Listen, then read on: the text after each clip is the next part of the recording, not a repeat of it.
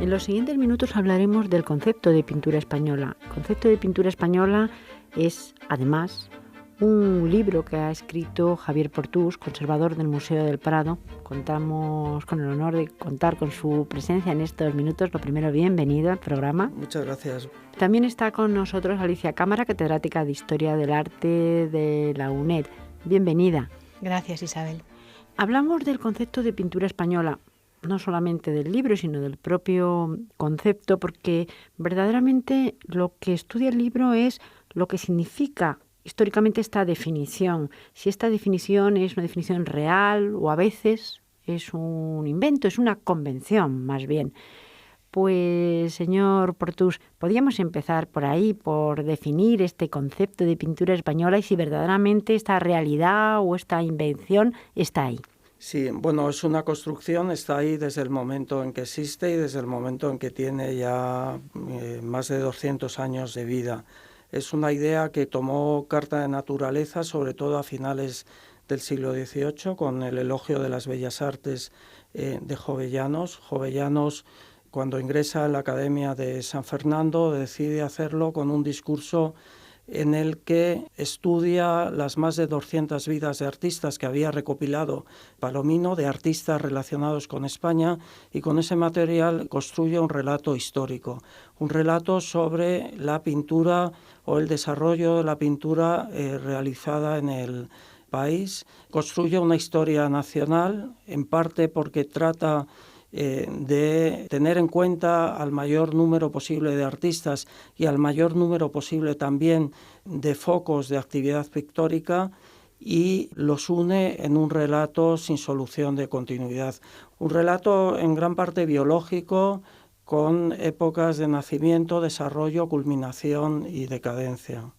¿Eso se relacionaría, Javier, con el tema del grabado, todo ese empeño que tienen los Borbones por grabar las obras de pintura española como lo que Goya hace de Velázquez y darlo a conocer? ¿O piensas que son fenómenos, aunque en tu libro lo hablas también del grabado, pero...? Son fenómenos muy relacionados, ¿no? En ese momento, por un lado, hay un interés por rescatar la historia y por construir la historia nacional desde diversos puntos de vista, incluida la historia artística. Ya hay un interés importante patrimonial, poco antes de que Jovellanos decidiera convertir ese tema en el objeto de su discurso. Ya en España se estaba prohibiendo la exportación de cuadros españoles antiguos. Eso responde también con la realidad coleccionística. Muy poco antes de 1781 se estaba decorando el Palacio Real Nuevo, y para su decoración se estaban empleando expresamente pinturas de autores españoles en los lugares más importantes de ese palacio, de Velázquez, de Rivera y de Murillo. En Jovellanos, digamos, converge un estado de opinión y un estado de opinión que de alguna manera reclamaba que en España había habido una tradición pictórica importante y una tradición pictórica distinta a la que podían ofrecer otros países, ¿no? Entiendo, por tanto, que antes de Jovellanos este concepto de pintura española era diferente o estaba por lo menos integrado, más diluido. Es que frente a la historia nacional lo que existía era una historia apologética. En el siglo XVII y a principios del siglo XVIII lo que interesaba era demostrar la nobleza de la pintura, demostrar que la pintura era un arte liberal, en parte porque los escritores que se habían acercado a la pintura eran en su gran mayoría artistas que defendían su propia profesión, y interesaba más en España la historia de las honras que habían recibido los pintores por parte de los poderosos que construir una historia nacional. También hay que tener en cuenta que en el siglo XVII la monarquía hispánica era una monarquía transnacional, no era una monarquía exclusivamente española, y en ese marco, aunque desde prácticamente el padre Sigüenza hay tímidas reivindicaciones de la pintura que se hace en el país, lo que no surge es un intento de crear un relato nacional de la pintura que se hace en España. Por lo tanto, desde este siglo XVIII y desde Jovellanos, el análisis que hay que hacer puede estar en varios ejes, de los que vamos a hablar, yo creo, en los siguientes minutos, y se convierte en un proceso más integrador, más acumulativo a lo largo del tiempo, de los siglos. Se convierte en un proceso acumulativo. Lo que ocurre es que a lo largo del tiempo van interesando cada vez un mayor número de fenómenos y de personas, de géneros relacionados con la pintura española. También a lo largo de este tiempo la historia de la pintura española se hace mucho más rica, porque en este tiempo sigue existiendo pintores españoles. Hay que tener en cuenta que en 1781 Jovellanos, Goya está en Madrid, está trabajando, es muy amigo de Jovellanos, comparte este mismo tipo de inquietudes. Una parte importante de sus obras son una respuesta directa a su propia tradición, a Velázquez, y Goya será otra de las figuras que se sumen a esa historia de la pintura española. Sí, ahora que has hablado de Goya y esa relación tan fuerte con Velázquez, que realmente deja una impronta en su obra, nunca podríamos entender a Goya sin Velázquez. Velázquez desde tiempos de Pacheco, ¿verdad? Es decir, esta idea de pintura española, este concepto de pintura española, tiene un eje sobre el que pivota todo un poco, que es Velázquez. Velázquez siempre ha sido ese eje que ha... Sí, pero un eje ambiguo, porque él, Pacheco lo reivindica, pero lo reivindica al lado de Sánchez Coello y al lado de Tiziano. Lo reivindica como uno de los nombres de los artistas que trabajan al servicio de los reyes españoles y que con su trabajo al servicio del poder están ennobleciendo la pintura. La genealogía que establece Pacheco de Velázquez es la de los retratistas reales, desde Felipe II.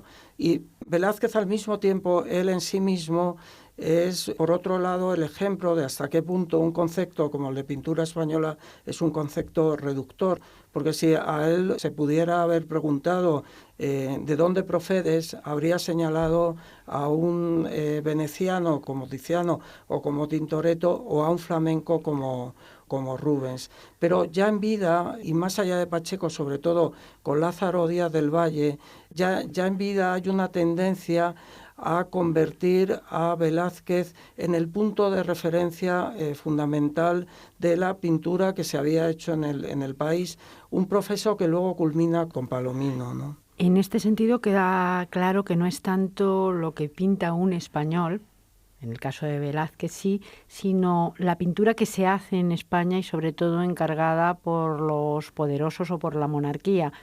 Estamos hablando de nombres que no eran españoles, que venían pues de otro tipo de pintura, pero sin embargo al hacerse en España y como encargos a los reyes, pues sí se convierte en pintura española. Se convierte en pintura española y se convierte, más que en pintura española, lo que se convierte es en un capítulo de esas historias apologéticas, de la reivindicación del valor de la pintura a través de la demostración del interés que han tenido los poderosos, no solo por el arte de la pintura, sino también hacia aquellos que lo practicaban, ¿no? Y una cosa, Javier, yo creo que muchas personas de las que nos puedan estar escuchando o nuestros alumnos identifican la escuela española o el concepto de pintura española con el realismo. ¿En qué momento comienza eso? ¿Cómo se desarrolla eso? Es decir, porque creo que ahora mismo casi podríamos preguntar ¿qué identifica la pintura española? Pues sería el realismo. Es muy interesante y está desde el origen de la historia de la pintura española como una historia nacional. Está desde Jovellanos. A Jovellanos se le presentaba un problema muy importante. Por un lado, el artista más reivindicable dentro de los que habían trabajado en España era Velázquez. Por otro lado, Velázquez era un artista que en esa época se definía como naturalista, y todo ello en un medio, el medio de Jovellanos, un medio muy condicionado por la impronta de Mengs. Mengs era un neoclásico que lo que hacía era reivindicar el bello ideal. Aisladamente, Mengs elogia mucho a Velázquez. De las hilanderas dice que es una pintura que parece hecha solo con la voluntad, pero en el contexto real del pensamiento de Mengs, Velázquez ocupa una cuarta posición, porque Velázquez es un naturalista que es un tipo de opción estética que para Mengs apenas tiene importancia.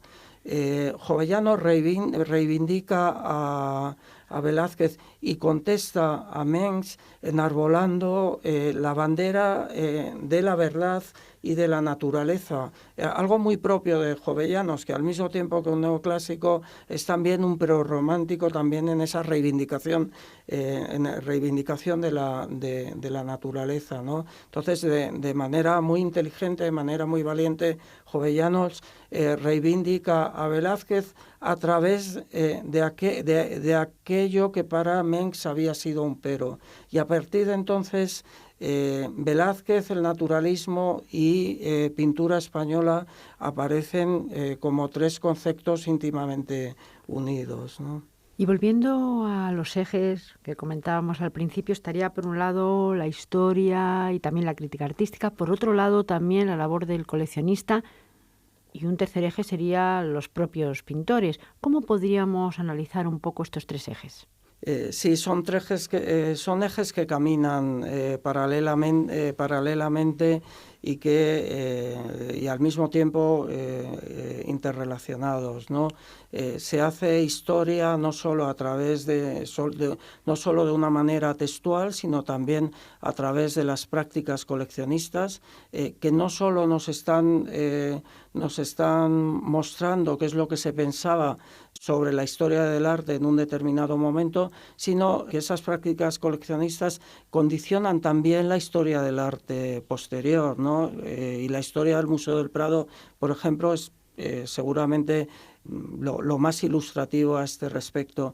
Pero están también los propios artistas. En el caso español, a partir sobre todo de Goya, los artistas españoles han trabajado en muchos casos conscientes de pertenecer a una determinada tradición, y buena parte de su obra se puede entender como un diálogo con esa tradición. Es el caso de Goya, pero es el caso de gran parte de la pintura española del siglo XIX y gran parte de la pintura española del siglo XX. Como un ejemplo más o menos reciente, es difícil entender a Saura sin saberlo, absolutamente consciente de qué medio procede y con qué tradición se identifica.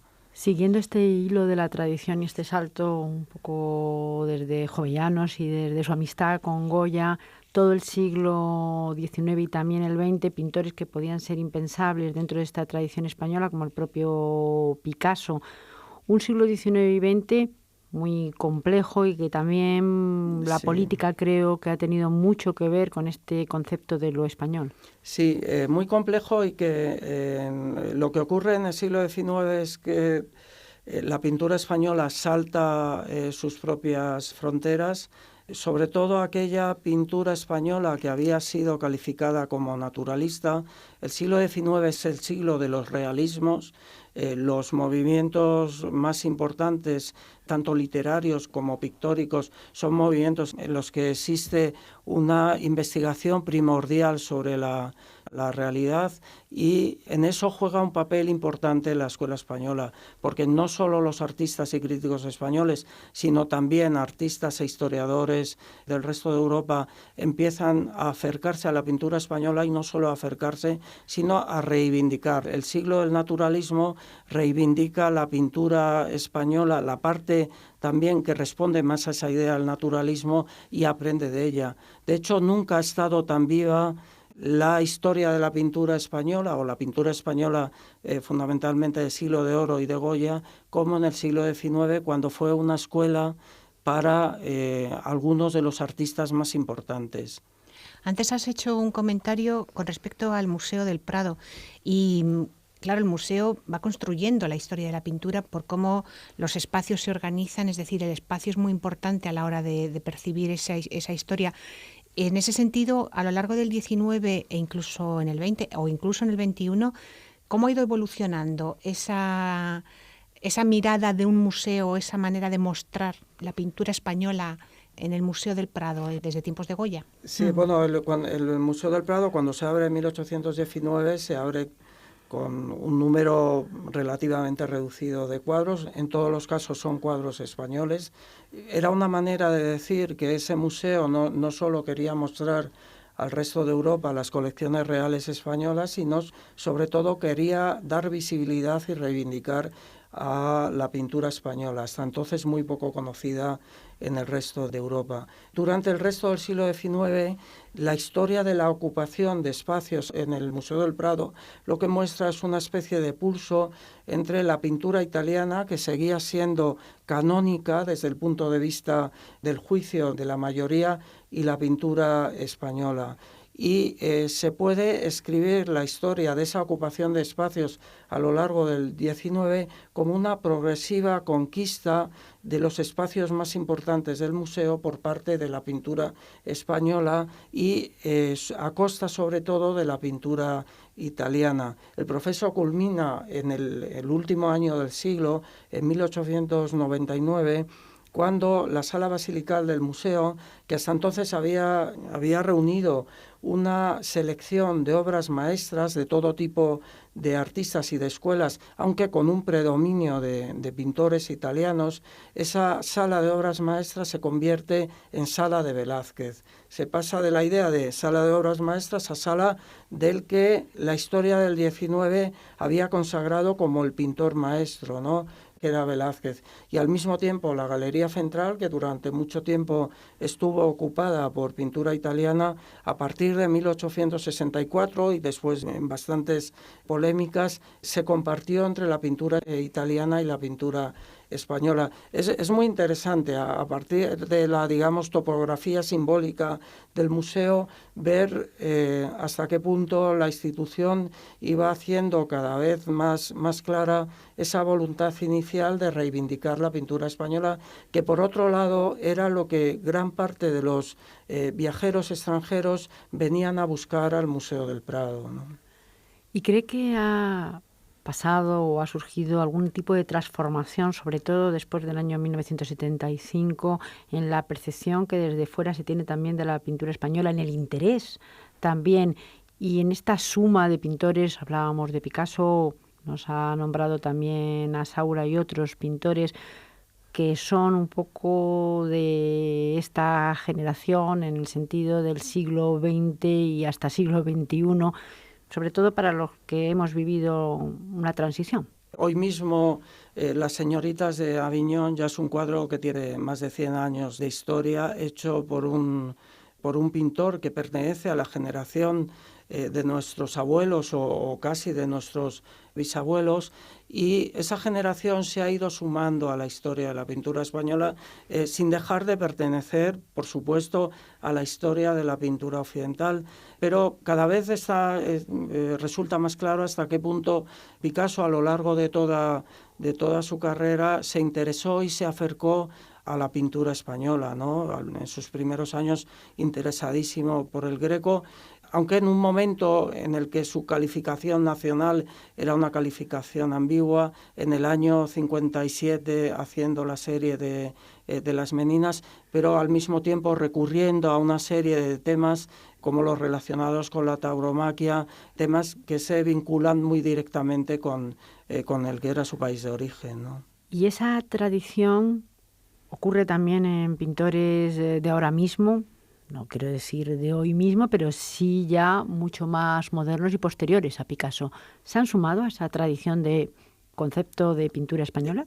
Por ejemplo, gran parte de lo que se hace después de la Guerra Civil se hace mirando a esa supuesta tradición española, y no solo en pintura figurativa, sino también en pintura abstracta. Los nombres de Zurbarán, de Goya, del Greco, de Velázquez aparecen con mucha frecuencia en el debate sobre la pintura abstracta que se produce en España a partir de finales de los años 40, ¿no? Y son espejos donde se miran muchos de esos artistas.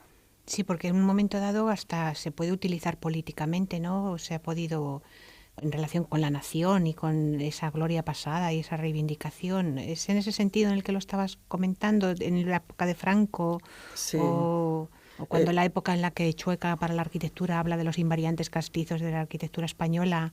Es que es muy interesante cómo va evolucionando, ¿verdad?, el concepto de pintura española y cómo es utilizado de una u otra manera. Sí, lo que pasa que es un concepto muy versátil, porque en el fondo es un concepto muy ambiguo y en el que caben muchas cosas, ¿no? Por ejemplo, el Greco en la época de la Guerra Civil fue utilizado tanto por los que militaban en un bando como por los que militaban en otro, ¿no? Zuloaga hace su Toledo en llamas, un poco evocando al Greco y citando lo que el suceso del Alcázar, al mismo tiempo que André Masson hace su vista emblemática de Toledo, en el que también utilizando al Greco da una lectura completamente distinta a lo que había ocurrido en la ciudad. O Pere Pruna construye su muerte de un soldado franquista inspirándose directamente en el Greco. Como digo, muy versátil, son muchos siglos de pintura con artistas muy diferentes, fenómenos distintos, géneros también distintos, y lo que resulta interesante, la frecuencia con la que se utiliza la pintura española para reflexionar sobre temas que van mucho más allá de la pintura, temas que tienen que ver con nuestra identidad colectiva, ¿no? De hecho, muchos de nuestros intelectuales se han acercado a la pintura española para pensar sobre algo más allá de nuestros pintores, ¿no? En cualquier caso, esto y muchísimo más lo pueden encontrar en el concepto de pintura española de Javier Portús. Está editado en Verbum en el año 2012. Muchísimas gracias a los dos por habernos acompañado. Muchas Gracias.